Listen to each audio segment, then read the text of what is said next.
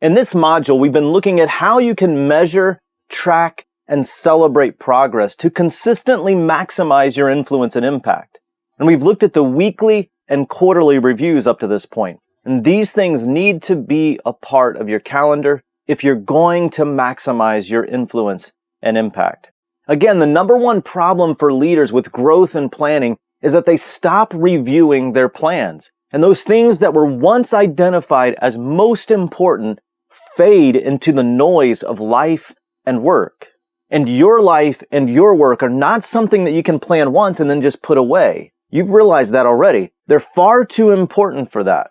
To have maximum impact, your action plans and the tools that we've looked at together must be reviewed regularly.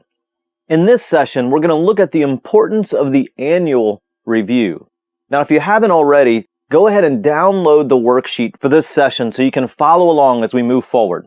It seems like the years get shorter and shorter with each passing year. And if you're like me, you've already identified several goals for the year, several things that you want to get accomplished before the year ends. And I've learned that if I'm going to live out these things that are most important for me, if I'm going to achieve these things that are most important for me, then I must plan regular and purposeful time away to reflect on the past and to look forward into the future. And so we've looked at how we do that on a weekly basis and how we can do that on a quarterly basis.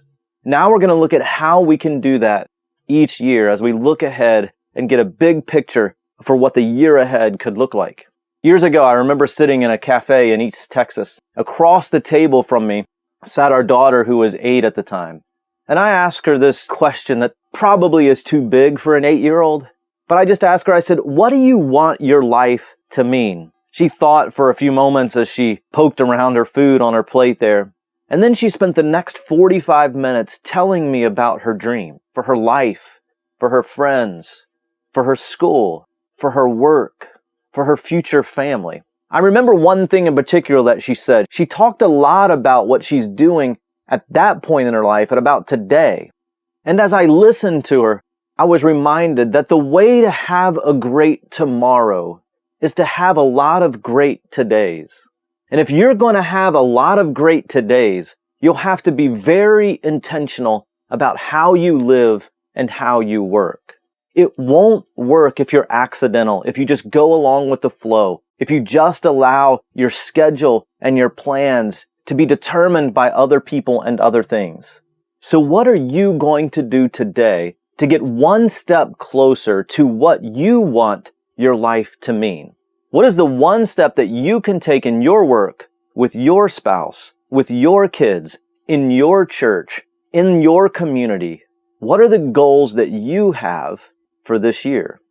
Every year between Christmas and the New Year, I spend a couple of days away conducting my annual review. And if you're like me, you've already discovered the value of scheduling time away to reconnect with the things that are most important to you. And you've probably figured out that just getting away won't cut it. Maybe you've tried this before, and it hasn't gone exactly the way that you planned. What you do during the time away is equally important. And so I want to share a few things with you in this session that helped me make the most out of my annual review. The first thing that I thought about was my purpose. Why am I doing this? Why take time during this holiday season to get away and to think about what the coming year is going to look like? My primary goal for my annual review is to reflect on the previous year and then look ahead 1 to 3 years to set aside substantial time for my top priorities. Those things that I've identified in my simple personal plan and in my simple vision that we've talked about before. Those things that I've identified as most important in my life and in my work. So to help me be more productive when I get away for planning and reflection, I developed a template, this annual review tool. Again, you can download the tool and the worksheet on this page and follow along as we look through it. So I schedule an annual review during the week between Christmas and New Year's. And this is typically a good time for me to pull away for a couple of days without the distractions of work and family. Usually families doing other things, spending time with other family. So they have plenty to do. And then I can get just enough time to get away and look ahead to the year ahead. Now this time may not be ideal for you. You may want to do it earlier in the fourth quarter so you get a little bit more of a runway, and that's perfect. Decide what might work for you and then test it. So it was really helpful for me to understand, first of all, my purpose. The second thing that was important for me to do was to prepare effectively for my time away. Just like with my quarterly review, my annual review is far more productive when I have a plan before I go.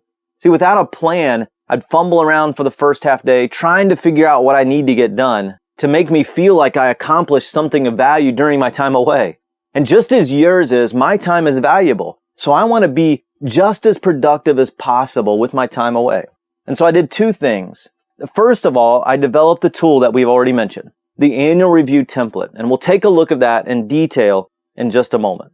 The second thing I did, just like with my quarterly review, I identified the things that I need to do before leaving. Number one, I review my template and I pull the things together that I need to take with me so that I'm ready to go and I'm ready to hit the ground running when I get to the location where I'm going to do my review. The second thing is, again, just like my quarterly review, I write down one or two top priority goals or projects for the time away. If I don't get anything else done, these are the things that I want to accomplish. And then I review those goals with my wife, with my business manager, and occasionally other team members before I leave. Now, you may also want to review them with your boss or with your team. What you want to do is ensure that you're working on those things that are most important to you, most important to your family, and most important to your team. Now, let's take a look at the annual review template. The first thing I did was make some notes about travel. Now, what I've learned about me to be most effective with my time away, it's good for me to choose a location that's 1 to 3 hours away from home. And I go alone. I use the drive time to clear my head and prepare mentally for the work that I'm going to do over the next 2 days. I found that this 1 to 3 hours is enough time for me to clear my head, even make a few phone calls, and do a last-minute check-in on any feedback that I want to get about the things that I should be doing with my time away. I also use the time to listen to podcasts or make phone calls to catch up with close friends or close family. Part of my simple personal plan is staying in touch with a handful of friends that I've connected with over the years. And so before I leave, I plan the podcasts or the sessions that I'm going to listen to and the friends and family members that I'm going to contact on the way. Then after the travel notes, the next step is planning the evening of arrival. My typical annual review is 2 full days. I generally leave home in the late afternoon. I arrive at my destination in the early evening. So my goal for the first evening is to prepare to start early the next day on day 1. So I do 2 things. The first thing I do is prepare. I set out the documents and the tools. I lay them out on the table there in the hotel room or in the room where I'm staying. I set out the documents and tools to prepare for the next day. The second thing that I do is read. I'll often select one book to read or to process while I'm away. And I spend most of the evening reading or thinking about the content of that book or that material. So part of the tool or the template that we looked at is travel and then the evening of arrival. Now let's look at day 1. The first full day is all about personal life planning and scheduling. So on day 1, the first thing I do is review my quarterly review tool. This is the tool that we went over in the previous session, and usually that takes 5 to 6 hours. This serves as my 4th quarter review. Next, I review my simple personal plan in great detail. Now again, we walk you through how to create your own simple personal plan, which really becomes the foundation for this entire course that we've been talking about. And we show you how to do that in the Simple Leadership Masterclass. You can get more information about the Simple Leadership Masterclass using the link on this page.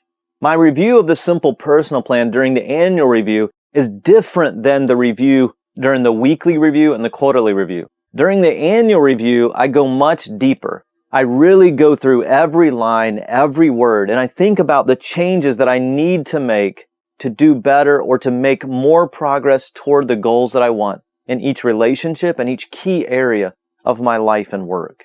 And so I do a lot more detailed review of my simple personal plan, and I make significant changes. If there are any to be made, I will make those at the time of my annual review. The next step is to review my Life 86 list. This is my bucket list. And generally, each year I'll select 2 to 4 items to complete in the coming year.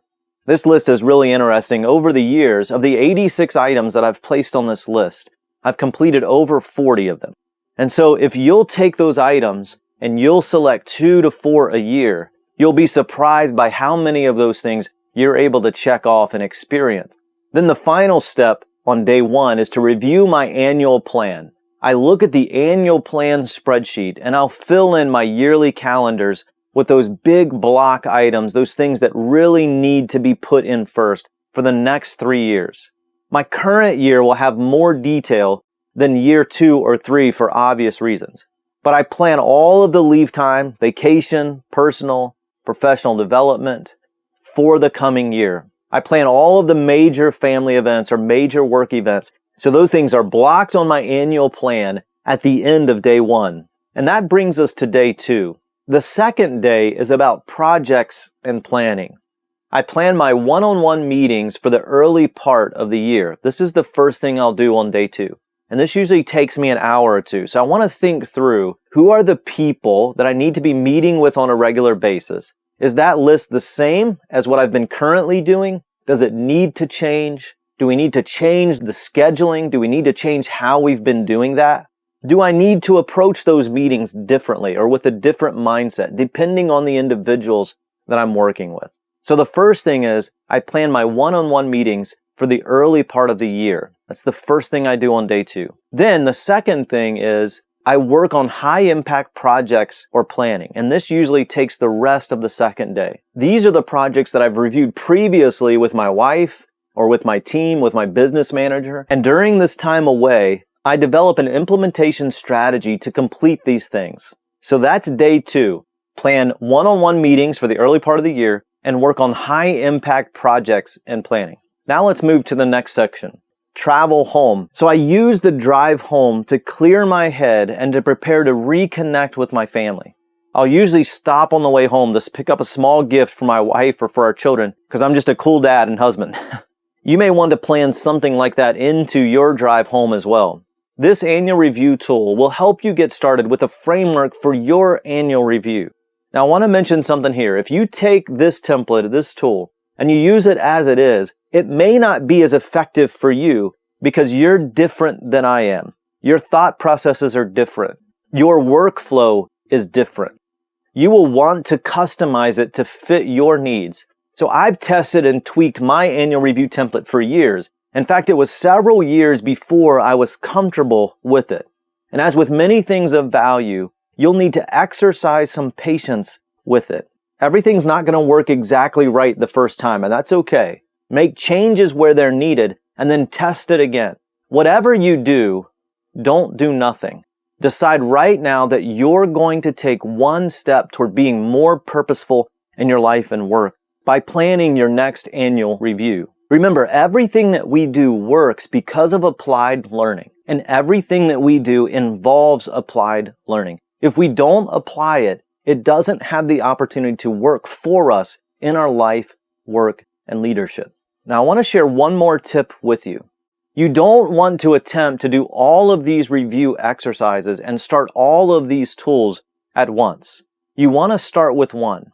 And so I recommend starting with the weekly review or the quarterly review first. Start with one, create it, use it, revise it, and then once you get going with it, move on to the next.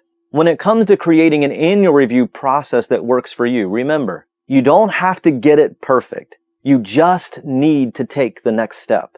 And after working through these tools with thousands of leaders all over the world, we've seen dramatic improvements in their life and in their work and their leadership, particularly in areas that are top priority for them. Now, in the next session, I'm going to show you what to do about problems which can't be fixed. So I'll see you in the next session.